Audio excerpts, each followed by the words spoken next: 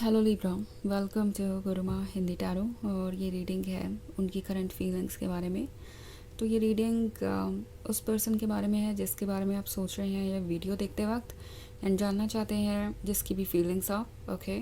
सो इस रीडिंग में मैं यही देखूंगी कि इस पर्सन की करंट फीलिंग्स आपके लिए क्या है, वो फीलिंग्स उनके मन में क्यों है एंड क्यों वो अपने आप को एक्सप्रेस नहीं कर रहे हैं। तो चलिए आगे बढ़ते हैं और देखते हैं क्या मैसेजेस हैं आपके लिए। Messages for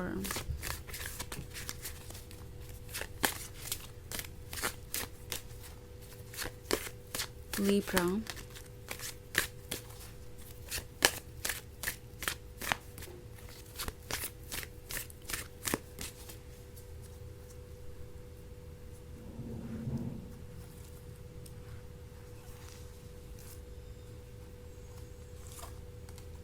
Ace of Chalices, Six of Chalices, Nine of Items, Battle of Wagons, the Battle Wagon, and Knight of Pentacles.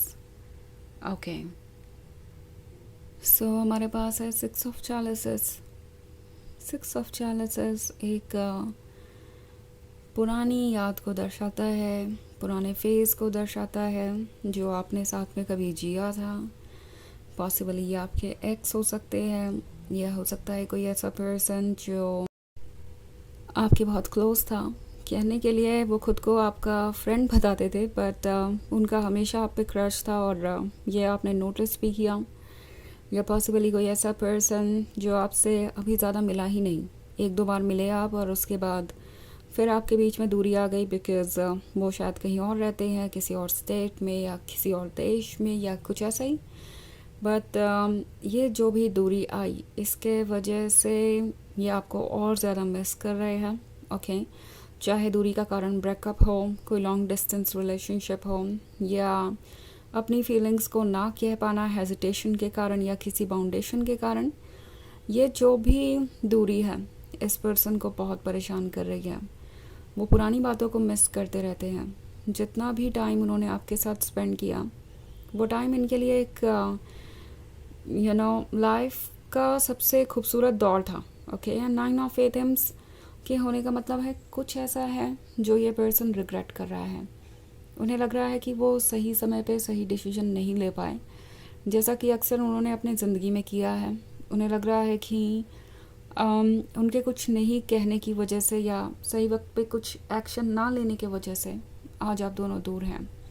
In case ये कोई एक्स है तो हो सकता है इस पर्सन को इस बात का रिग्रेट हो कि उन्होंने आपको ब्लेम किया ब्रेकअप के लिए या किसी और चीज़ के लिए, और वो बिल्कुल भी ठीक नहीं था।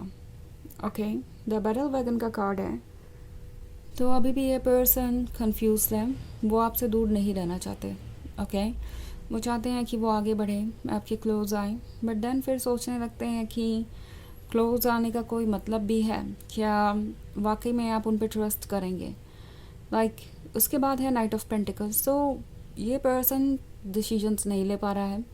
डिसीजंस नहीं ले पाने के कारण ये आपको अप्रोच नहीं कर पा रहे हैं, बट उसी डिसीजन को ना ले पाने के कारण ये पर्सन आपसे दूर भी नहीं जा पा रहा। सो इट्स क्या करना है वो उन्हें क्लियरली पता नहीं है।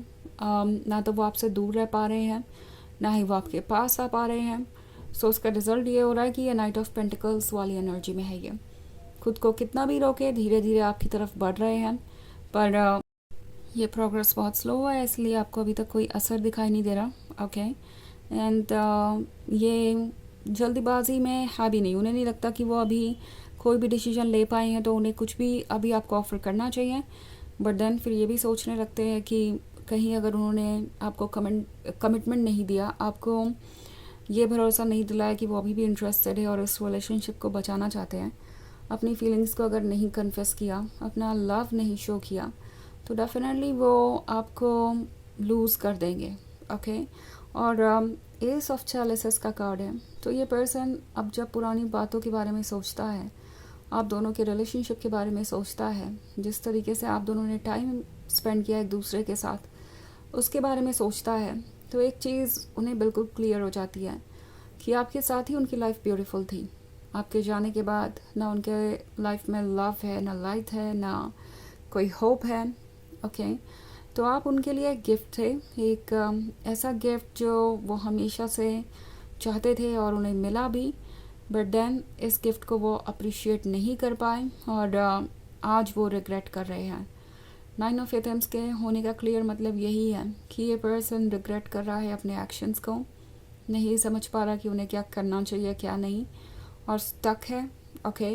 और फ़िलहाल इनकी ऐसी ही फीलिंग्स देख रही हूँ मैं। वैसे ये एक जनरल रीडिंग है तो ये सबसे रेजोनेट नहीं होगी, एनर्जी रिवर्स हो सकती है अगर आप क्रॉस वॉचर हैं। इसके अलावा अगर आप पिछले वीक की रीडिंग या ईयरली रीडिंग देखना चाहें 2025 की, तो उसका लिंक आपको डिस्क्रिप्शन बॉक्स में मिल जाएगा हमेशा की तरह। तो चलिए आगे बढ़ते हैं और देखते हैं और क्या मैसेजेस हैं आपके लिए। मैसेजेस फॉर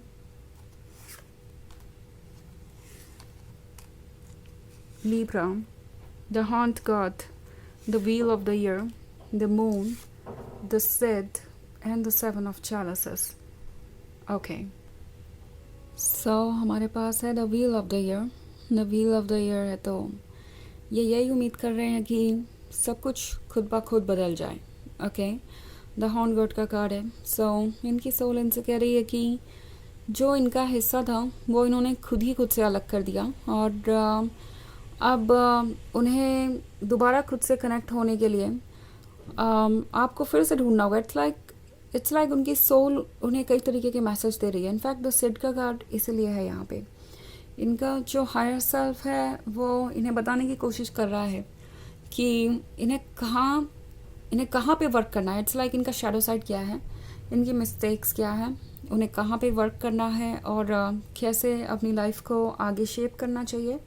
सो यूनिवर्स के बहुत सारे साइंस हैं इनके आसपास जो इनसे ये कह रही हैं कि उनके लिए ये रिलेशनशिप ज़रूरी है, एक ब्लेसिंग है। सो आजकल हर चीज़ आपके बारे में ही मैसेज दे रही है किसी ना किसी तरीके का। कोई सॉन्ग, कोई स्ट्रेंजर या कोई नाम, कोई नंबर, कुछ भी। ओके। कोई भी चीज़ वो सोशल मीडिया पे देखे या बाहर कपल्स को देखे या कोई भी चीज़, समहाउ उन्हें ऐसा लगता है कि आप दोनों से किसी तरीके से मैच करती है, जुड़ी हुई है। सो ये उनके लिए एक बहुत ही अजीब सा एक्सपीरियंस है। वो थोड़े सरप्राइज्ड हैं कि ऐसा कैसे, ये क्या हो रहा है। जैसे कि यूनिवर्स उन्हें कुछ बार बार शो करना चाहता है। ओके। सो 7 ऑफ चैलिसेस के साथ उन्हें पता है कि जो भी परफेक्शन आप उनके अंदर देखते थे वो परफेक्शन उन्होंने खुद ही एक तरीके से डिस्ट्रॉय कर दिया है, ख़त्म कर दिया है। ओके। अपने बिहेवियर के कारण। ऑल्सो द मून का कार्ड है तो ये पर्सन ये भी जानता है कि आपको शायद अंदाज़ा है कि आपसे कुछ छुपा हुआ है। ओके। आपसे कुछ ऐसा छुपा हुआ है जिसके कारण ये पर्सन आपको अप्रोच नहीं कर पा रहा।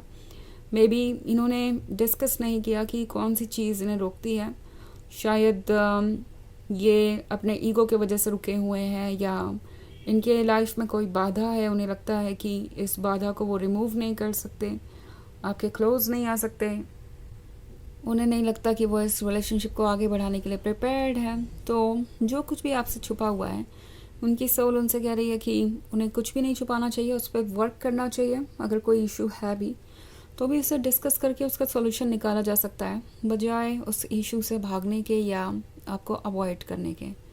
हो सकता है ये आपको अवॉइड भी कर रहे हो जस्ट बिकॉज वो नहीं चाहते कि आपको उनकी लाइफ का कोई और हिस्सा पता चले या कोई ऐसा ट्रुथ पता चले जो आपको अच्छा ना लगे। ओके। सो चलिए देखते हैं आपके लिए ऑरेकल मैसेज क्या है।